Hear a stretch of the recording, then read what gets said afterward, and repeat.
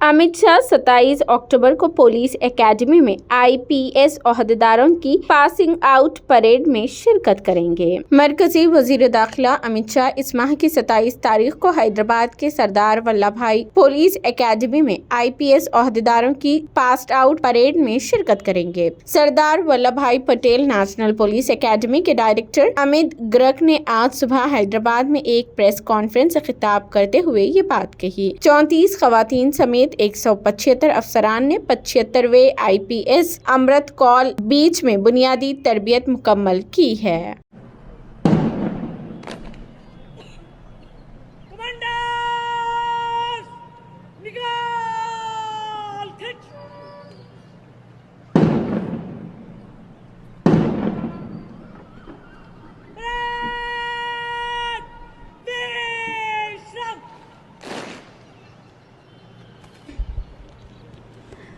देवियों और सज्जनों, आज की इस दीक्षांत परेड में कुल 143 परिवीक्षाधीन अधिकारी भाग ले रहे हैं, जिनमें 31 महिला अधिकारी शामिल हैं।